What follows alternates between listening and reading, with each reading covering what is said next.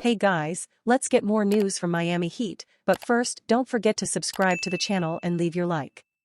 Duncan Robinson turned to sports psychologists during rough stretch after signing contract extension. Miami Heat sharpshooter Duncan Robinson hit some rocky waters in his NBA career after signing the biggest contract of his life in the 2021 offseason.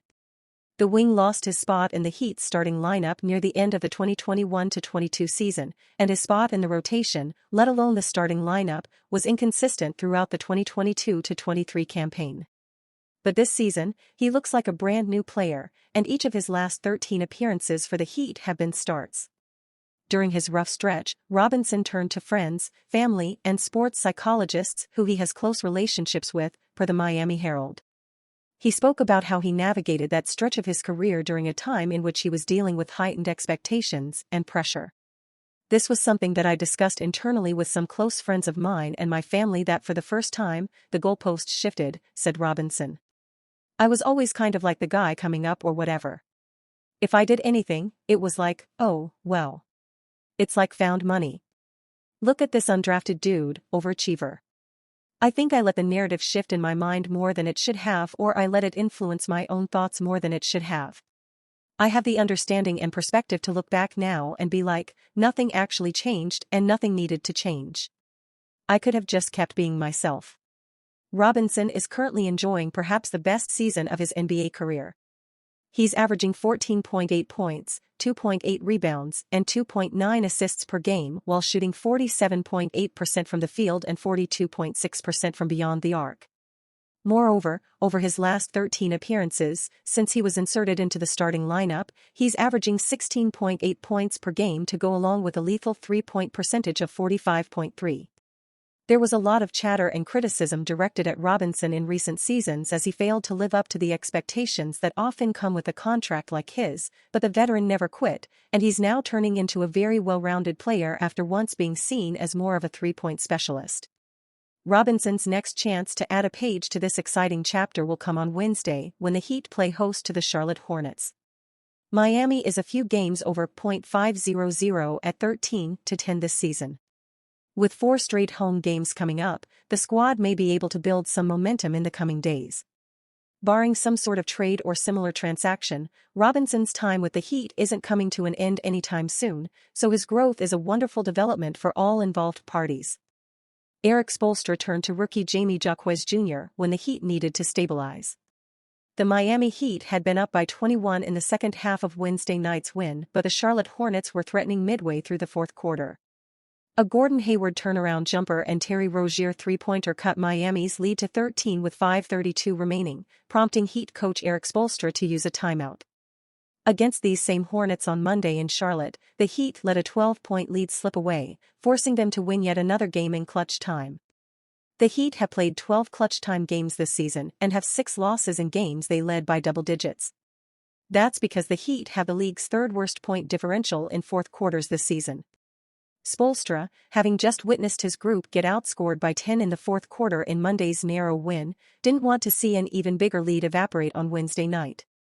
The Heat still led by double digits at the point of his timeout, but Spoelstra wanted to see if the group on the floor, Duncan Robinson, Caleb Martin, Jamal Cain, Thomas Bryant and Jaquez Jr., could regain control before needing to insert Jimmy Butler and Kyle Lowry on the first night of a back-to-back set. If it would have gotten under 10, then I would have had to bring back Jimmy and probably Kyle, Spoelstra said after the game. But I wanted to see if that group would stabilize and have an opportunity to finish this off. Spoelstra dialed up a pick-and-roll with Jaquez handling the ball and Robinson and Bryant setting screens. Jaquez drew 2 defenders and then found Bryant for an open dunk. The Heat went back up by 18 a minute later and the Hornets did not threaten again as the Heat won, 115-104. While the game never got to the point of feeling in danger, it's notable that when Spoelstra sought stability he went to the rookie Jaquez. That's not something I would feel just comfortable with, Spoelstra said. He's pretty well-versed and experienced for an NBA rookie at this point. We needed to stabilize at that juncture of the game, he continued. These would be similar actions that we would run for Jimmy. And I thought it was important for that group to be able to manage that. Butler never needed to come back into the game and played just 29 minutes, a valuable breather for Miami's star who has seen a heavier minutes load in the wake of injuries to Bam Adebayo and Tyler Herro. Jaquez managed in multiple ways Wednesday to be Jimmy Butler light. Not just in the action Spoelstra drew up, but at one point mimicking a Butler-style spin move out of the post to get to the basket. Jaquez finished with 17 points on 7 of 17 shooting, 6 rebounds, and 8 assists in 33 minutes. He has emerged one of the league's best rookies and one of Miami's most reliable role players. Even though it seems like Jaquez arrived out of the box as an NBA-ready player, he has gotten better as the season has gone on. The second unit led by Jaquez has been used to mixed results, including getting outscored by 9 points in 5 minutes of Monday's close call before Butler had to check in and save the game. Spoelstra in the throes of the game saw an opportunity to test that group again and, this time, they passed. They've had opportunities where they've tried to figure it out and it hasn't necessarily worked, Spoelstra said, but this is how you get better at it. Insider says Demar Derozan and the Bulls are far apart in an extension. While Demar Derozan has powered the Chicago Bulls to a positive streak, there remains uncertainty about his future in the franchise. He is in the final season of a 3-year, $81.9 million contract he inked with the Bulls last 2021. He's about to earn $28.6 million this season and will be an unrestricted free agent if he fails to agree on an extension.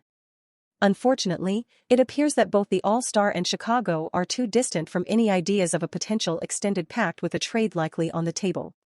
According to Chris Haynes of Bleacher Report, Derozan and the Bulls remain far apart during extension talks. As pointed out by Haynes, there is a huge possibility that Chicago will make Demar available in the market and move him at the trade deadline if they are not able to reach a new deal. Haynes has noted that the Bulls will prefer to squeeze the remaining value of the veteran rather than possibly let him walk for nothing in next year's free agency. I was told that if Derozan and the Bulls, if they cannot reach a contract extension, it is pretty likely that the Bulls may look to move Demar Derozan at the trade deadline, Haynes said. I don't think the Bulls want to be put in a situation where Demar Derozan can walk in free agency and they get nothing in return. Besides his expiring contract, the Bulls' lopsided campaign so far and the lack of the team's competitive progress from the previous seasons have influenced Debo to frequently see his name being circulated in the league's trade rumors. He remains active through the numbers by averaging 21.8 points, 5.0 assists, and 3.6 boards this season. As the trade deadline looms, many contending teams might bet on themselves and acquire his scoring and playmaking service. But if he manages to carry the Bulls to a dramatic season recovery before the trade deadline, it might produce a wind of change, especially at the end of the franchise. If he become a free agent, the Miami Heat is interested in hiring Demar Derozan. And you fan, what do you think of the Demar Derozan situation? Leave your opinion in the comments.